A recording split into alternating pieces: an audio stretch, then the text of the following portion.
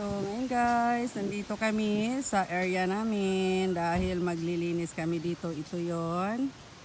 Dahil iga-garden namin siya guys. Ayan. So gagarden pero una gagawa kami ng kubo muna.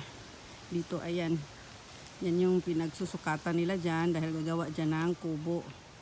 Ayan, yan yung aking brother. Yan ang aking brother. Yan, tapos yung aking pinsan. Ayan. So, dito kami. Kaya wala mo nang dot. Aki. Kasi dito tutulong muna dito guys. Yung aking little girl dahil walang pasok. It's February 10, Chinese New Year. Ayan, tumulong siya dyan. Ayan, iano namin yan siya dyan guys. Ayusin namin para doon kami makapasok yung sasakyan dyan, makapark. Hirap dito kami nakapark sa daan, maliit. So, it's time to trabaho na dito guys. Magtatanim tayo dito ng mga gulay, fruits. Ayan o, may mga niyog din guys. Dati, 29 kapuno to dito guys. Tinanim ko. It was 2011, ganyan. So, ayan. So, linisin namin dito kasi tataniman at saka subukan nating mababakod. Pero yung likod at yung one side doon at saka yung sa likuran nakabakod na. Yung dito na lang sa tagiliran at saka harap yung hindi. So, ayan na guys. Ayan, ating brother. Nagli-layout siya guys ng para sa kubo. Kasi gagawa kami ng kubo dito para may mapahingaan. Ayan. Yan. So, nagli-layout muna. Yan po. Tapos, syempre, linis-linis kasi, ayan o. Kung sa Bisaya pa guys, bagnot. Madamo. So, bagnot siya. Kailangan siyang linisin. Ito yung dati, ginawa ko to siya ditong guys, yung manihan at saka luya. Tapos, may manukan din ako dati dito. Kaso lang, nagsawa din ako at saka yung pinsan ko na iniwan ko dito kasi dati may kubo ako dito guys doon, kaso nang nawala, nalanta na siya. So ito yung itsura niya noon guys. O ayan, mga mani yan dyan. Ayan o, maliit pa yung baby girl ko. Ayan, naglilinis kami. Ayan yung kubo namin dati, which is lanta na siya, wala na ngayon. So ito guys, yung tsura niya noon. So, ngayon, ibabalik natin to. Ita-try natin. So, ayan ang mga niyog, maliliit pa lang siya. So, ngayon, namumunga na. Yan yung aming manihan dati. At saka, ayan po. So, ngayon, ayan. So, ngayon, gagawa kami ulit ng kubo. Kubo dito. Ayan siya. Gawa ng kubo.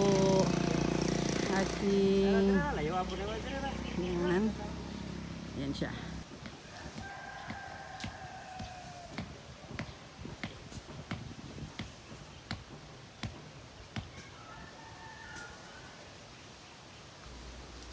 So ayan na guys, samahan nyo na lang kami today sa aming gagawin dito, sa aming paglilinis at sa kanilang paggagawa ng layout para sa aming kubo.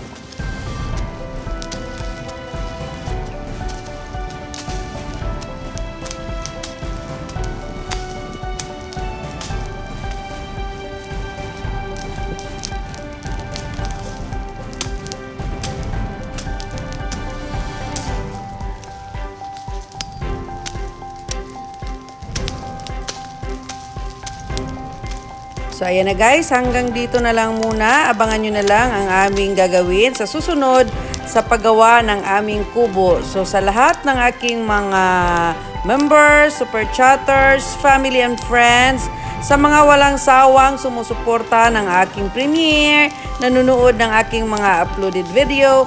Thank you so much everyone. I love you all. God bless. Mwah!